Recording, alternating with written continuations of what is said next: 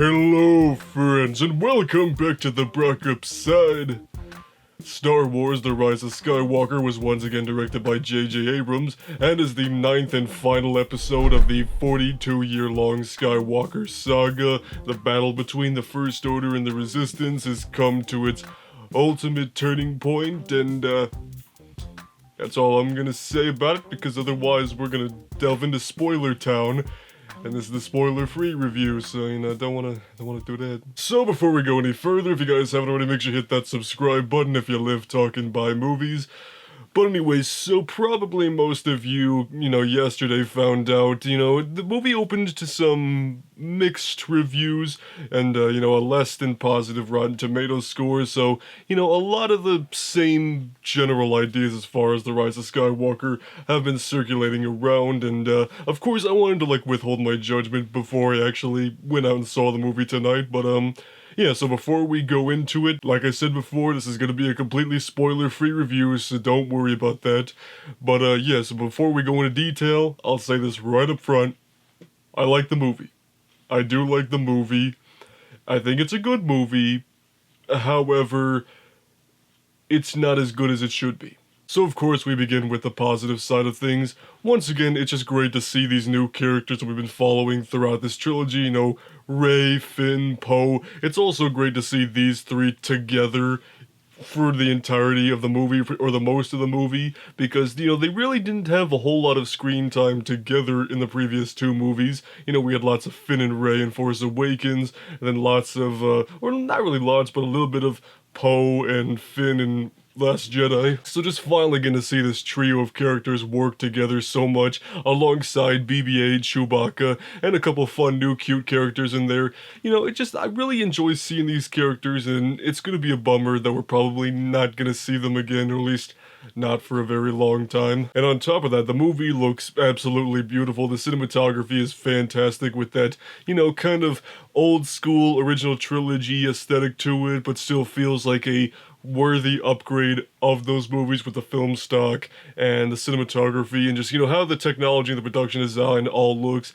That looks great. And also John Williams once again brings a fantastic soundtrack to this movie. And one thing that John Williams does really well with the later movies in these Star Wars trilogies is reprisals of other themes from the other movies, because there are a couple in here where it's they're brought back in a really kick-ass way that I was really happy to hear when those came up. And without going into gory detail, there were a lot of moments in this movie that did just kind of simply make me smile, because they felt very Star Wars-y. So I think one of the big criticisms behind Last Jedi was that it didn't feel as like a Star Wars movie as, say, Force Awakens did. So if you want more of that kind of, yeah, this is Star Wars kind of feel, I think you will get that more here with Rise of Skywalker. So, but really besides those things, this movie, like I said, I do like the movie and I think it's good. But here's the thing, there are things about this movie I like, and then pretty much everything else in this movie I'm a bit indifferent about. There's nothing I particularly hate or dislike about it. They're just things I have very mixed thoughts on. So one of the biggest criticisms about this movie is the pacing of the movie, because it feels like it's just going, 85 story beats per minute, just trying to rush through this 2.5 hour movie, which I do agree with. There are just so many moments where it feels like they don't want to just stop, take a breath, let the scene breathe for a minute, and then continue on, because even just right after the opening crawl, it's like boom, battle, boom, scene, boom, that, boom, boom, boom, boom, boom, boom. And at some point I was like, just, hey guys, just chill out for 5 seconds. Can we just live in the moment here? I know the galaxy is in peril, but could we just relax for 5 seconds. So the movie is very much go, go, go, go, go in that way, which, isn't necessarily a bad thing, because, The Force Awakens was also a rather fast-paced movie, but it felt like it had the time to breathe in some areas, like introducing Rey with her daily routine and things like that. But here it just feels like they were just trimming every last second out of the runtime they could, just to hurry everything up, which is really weird and just makes things kind of clunky and doesn't flow properly like this kind of movie should. And I'm pretty sure everybody by now is aware that Ian McDiarmid does come back as Emperor Palpatine in this movie. It was revealed at Star Wars Celebration. He was on one of the posters. So it's no secret that he was here in this movie, and this is another fine example of things that I feel kind of mixed on, because on the one hand, I think some of the things they do with him in this movie and like the presentation of it is actually kind of a cool idea, but on the other hand, it's one of those things that doesn't feel properly developed or even kind of earned, because once again, without getting into spoiler town, it feels like what the Emperor does in this movie, it feels like it should have been built up better from the very beginning of this trilogy, so probably chances are they weren't planning on having him show up in this third movie, just kind of J.J. Abrams put it in there because it's like, oh crap, what are we gonna do now? Snoke is dead, so what are we gonna do? Which leads into more or less everything else I do have rather mixed feelings about in this movie, because there's some really cool stuff in this movie, like Billy D. Williams coming back as Lando, seeing this final battle. There are moments in there where it's like, okay, this is cool, this is what we've been building up to, I really like this. But then you get these moments, like definitely towards the end when the story's wrapping up, and just certain revelations about certain characters that just doesn't feel like they are properly earned, because the movie and just kind of the trilogy as a whole didn't really properly set them up to where it's like, yeah, this makes sense, this works. Because with some of these moments, it's like, yeah, I see where you're going with this, I see how you set it up, but also it doesn't feel like it's justified in a way. And there are several moments like that in the final battle of the movie where, this is where everything is coming together. There are some moments where I'm like, yes, this is really, really cool, and this definitely feels like a great Star Wars moment in all of these Star Wars movies.